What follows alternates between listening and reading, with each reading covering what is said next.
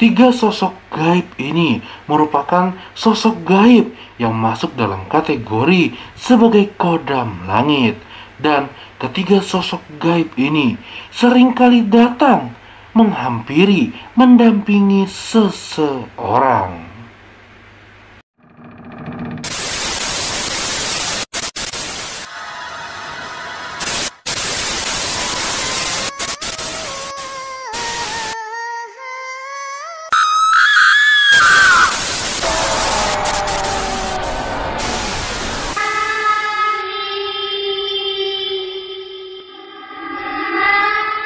Halo teman-teman, selamat datang di channel Animus Sang Indigo, channel yang akan membahas tentang berbagai macam pengalaman, perjalanan, serta pengetahuan supranatural, baik yang saya alami sendiri ataupun dialami oleh teman-teman Indigo lainnya. Di beberapa video saya sebelumnya teman-teman, saya pernah membahas sedikit mengenai sosok makhluk alam gaib yang dapat dikategorikan sebagai kodam langit. Ya, sosok makhluk alam gaib ini yang dikategorikan sebagai kodam langit adalah sosok makhluk alam gaib yang dipercaya dan diyakini sebagai sosok suci yang seringkali membantu dan menyelamatkan umat manusia. Namun teman-teman, sejatinya tidak semua orang, tidak semua manusia dapat dihampiri dan didampingi oleh sosok makhluk alam gaib yang dikategorikan sebagai kodam langit. Karena hanya orang-orang tertentu, hanya orang-orang yang memiliki garis keturunan tertentu yang dapat dihampiri dan didampingi oleh sosok makhluk alam gaib yang berasal dari kodam langit. Tetapi teman-teman, banyak sekali orang-orang di luar sana yang sejatinya diri mereka, tubuh mereka memiliki ikatan jodoh dengan sosok makhluk alam gaib yang berasal dari kodam langit. Namun, orang tersebut justru tidak mengetahui dan tidak menyadari bahwa sejatinya diri mereka telah dihampiri dan didampingi oleh sosok kodam langit. Hal inilah yang membuat orang ini bertanya-tanya hal-hal aneh yang terjadi dalam hidup mereka. Orang-orang ini bertanya, mengapa kemampuan supranatural dalam diri mereka tidak bisa berkembang? Pastinya hal ini dikarenakan diri mereka tidak bisa menyatukan energi tubuh mereka dengan energi sosok makhluk alam gaib kodam langit. Oleh karena itu teman-teman, pada video kali ini saya akan membahas sedikit mengenai sosok makhluk alam gaib yang seringkali mendatangi dan menghampiri manusia dan tidak pernah disadari bahwa sosok tersebut merupakan sosok makhluk alam gaib yang bisa dikategorikan sebagai kodam langit. Pastinya saya berharap ketika teman-teman menyaksikan video ini dan teman-teman merasa bahwa ternyata selama ini sosok kodam, sosok gaib yang menghampiri dan mendampingi diri kita ternyata termasuk dalam kategori kodam langit. Ketika teman-teman mengetahui hal itu, teman-teman bisa untuk mencoba menyatukan energi dari kodam tersebut. Dan pastinya teman-teman akan bisa lebih mudah lagi untuk menggali kemampuan supranatural yang ada di dalam diri teman-teman. Namun seperti biasa, sebelum saya melanjutkan video ini, saya akan selalu meminta dukungan kepada teman-teman dengan klik like serta subscribe. Karena pastinya setiap dukungan yang teman-teman berikan kepada saya akan membuat saya semakin semangat lagi untuk mengupload berbagai macam video pengalaman supranatural yang saya alami. Serta apabila teman-teman mengalami pengalaman supranatural teman-teman sendiri dan teman-teman ingin menanyakan langsung kepada saya, teman-teman bisa langsung tulis di kolom komentar. Karena pastinya setiap komentar yang saya terima akan saya kumpulkan dan akan saya jawab secara langsung melalui fitur story akun YouTube saya. Oleh karena itu, teman-teman saksikan juga setiap story yang saya upload. Karena kemungkinan besar di dalam story tersebut saya menjawab pertanyaan teman-teman. Tidak semua makhluk alam gaib dapat dikategorikan sebagai sosok gaib yang berasal dari kodam langit. Karena hanya makhluk alam gaib tertentu yang dapat dikategorikan berasal dari kodam langit. salah satu makhluk alam gaib yang seringkali datang dan menghampiri manusia. Dan makhluk alam gaib ini termasuk salah satu kodam langit adalah makhluk gaib macan putih. Ya, mungkin kebanyakan dari teman-teman yang sedang menyaksikan video ini tidak menyadari bahwa sejatinya dalam kerajaan macan putih ada beberapa sosok gaib macan putih yang telah menjadi kodam langit. Tentunya tidak semua sosok makhluk macan putih merupakan sosok kodam langit. Hanya beberapa, hanya makhluk alam gaib macan putih tertentu yang memiliki kriteria-kriteria khusus yang sudah menjadi salah satu dari kodam langit. Biasanya sosok gaib macan putih yang telah menjadi kodam langit adalah sosok gaib macan putih yang memiliki usia yang sangat tua serta memiliki kesaktian serta kemampuan di atas rata-rata. Dan biasanya seseorang yang dihampiri dan didampingi oleh sosok macan putih yang telah menjadi kodam langit akan memiliki banyak sekali pasukan macan putih yang menjaga diri mereka juga. Seperti yang saya katakan, hal ini dikarenakan sosok macan putih yang telah menjadi kodam langit adalah sosok macan putih yang memiliki energi sangat besar serta mempunyai pasukan yang banyak untuk menjaga dan mendampingi mereka. Oleh karena itu teman-teman, apabila teman-teman dihampiri dan dijaga oleh sosok gaib macan putih dan teman-teman merasa bahwa bukan hanya satu, namun ada banyak sekali macan putih sosok gaib ini yang menghampiri dan menjaga diri teman-teman, kemungkinan besar sosok gaib macan putih yang menjaga diri teman-teman merupakan sosok kodam langit. Jika teman-teman mencari dan mendalami berbagai macam kisah mengenai sosok legenda naga, pasti teman-teman akan mendapatkan banyak sekali cerita di seluruh penjuru dunia yang berhubungan dengan sosok legenda naga.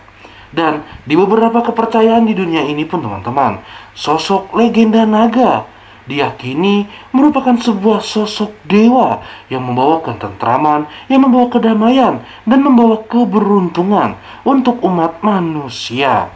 Namun, ada juga beberapa kepercayaan yang meyakini bahwa sejatinya sosok legenda naga ini merupakan sosok gaib, pembawa malapetaka, sosok gaib yang membawa kebencian. Bahkan diyakini bahwa sosok naga ini, sosok legenda naga, merupakan simbol dari setan. Namun sejatinya teman-teman, jika dalam dunia supranatural, selama saya menekuni dunia supranatural, saya melihat sosok gaib naga merupakan sosok gaib yang seringkali diutus untuk menjaga garis keturunan seseorang yang istimewa. Bahkan teman-teman, jika ada benda-benda pusaka yang memiliki energi sangat besar, biasanya sosok naga inilah yang datang dan menjaga benda tersebut. Dan sosok-sosok naga ini yang menjaga orang, yang menjaga benda, yang memiliki sesuatu yang sangat spesial adalah sosok makhluk alam gaib yang termasuk dalam kategori kodam langit. Bahkan teman-teman, jika teman-teman melihat berbagai macam kisah mengenai orang-orang suci di beberapa kepercayaan di dunia ini, kisah-kisah tersebut menceritakan bahwa sosok naga adalah sosok hewan yang paling sangat dicintai dan digemari oleh orang-orang yang dianggap suci. Oleh karena itu teman-teman, salah satu sosok makhluk gaib yang sejatinya berasal dan dikategorikan sebagai kodam langit adalah sosok naga.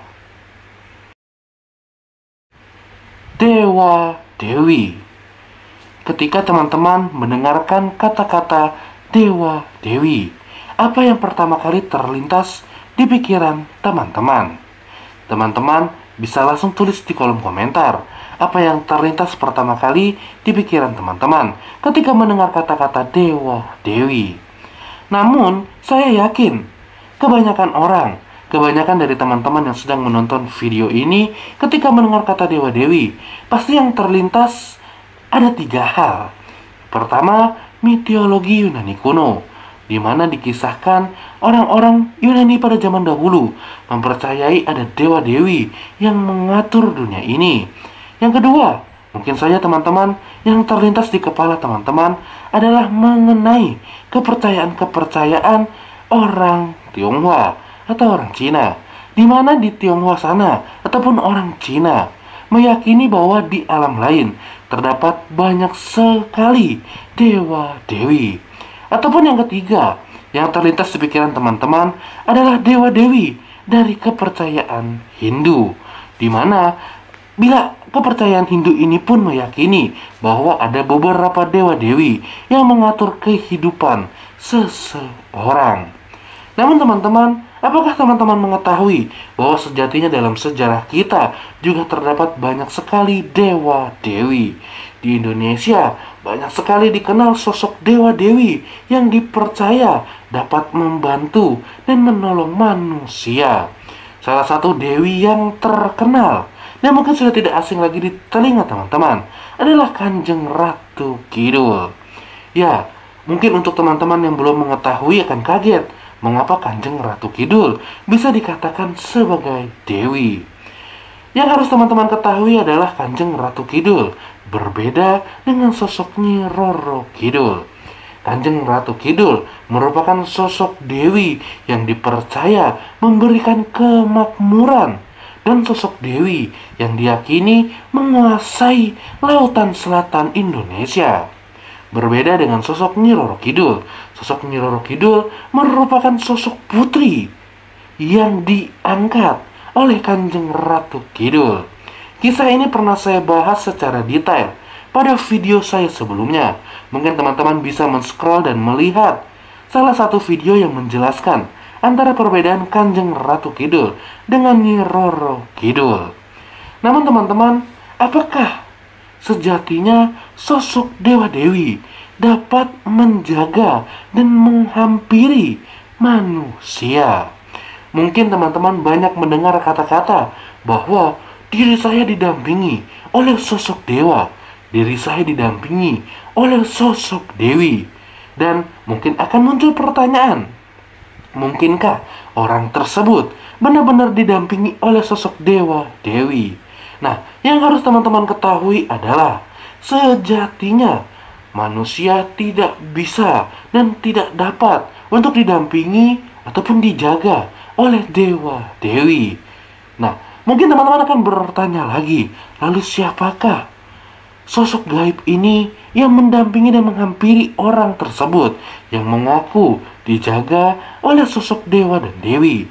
Sejatinya sosok tersebut adalah sosok suruhan anak buah dari dewa ataupun dewi tersebut, teman-teman. Bukan sosok dewa atau dewi itu sendiri yang datang dan membimbing orang ini. Jadi, roh yang datang, sosok gaib yang menghampiri adalah sosok suruhan, utusan dari seorang dewa. Itulah 3 sosok makhluk alam gaib yang dikategorikan sebagai kodam langit dan seringkali datang, menghampiri, mendampingi manusia. Terkadang banyak sekali orang di luar sana yang tidak menyadari bahwa sejatinya dalam diri mereka, di dalam tubuh mereka, didampingi dan dijaga oleh sosok gaib yang masuk dalam kategori kodam langit. Dikarenakan ketidaktahuan tersebut yang membuat orang ini sangat susah untuk menggali kemampuan supranatural yang ada pada diri mereka. Apakah teman-teman termasuk orang-orang yang didampingi oleh sosok gaib macan putih yang telah menjadi kodam langit? Atau teman-teman termasuk seseorang yang dijaga oleh sosok gaib naga yang berasal dari kodam langit? Atau bahkan teman-teman termasuk orang-orang terpilih yang didatangi dan dijaga oleh utusan para dewa-dewi. Jika teman-teman termasuk dalam tiga hal ini, jika teman-teman merasa bahwa tiga hal ini, tiga makhluk gaib ini yang datang dan menghampiri diri teman-teman, teman-teman bisa langsung tulis di kolom komentar dan teman-teman bisa menceritakan pengalaman-pengalaman menarik yang terjadi dalam hidup teman-teman. Atau bahkan teman-teman mengetahui dan memahami sosok makhluk alam gaib lainnya yang seringkali datang dan menghampiri manusia, dan ternyata sosok gaib tersebut merupakan sosok gaib yang berasal dari kodam langit. Teman-teman bisa juga langsung tulis di kolom komentar. Sampai di sini video saya. Salam indigo, salam topeng.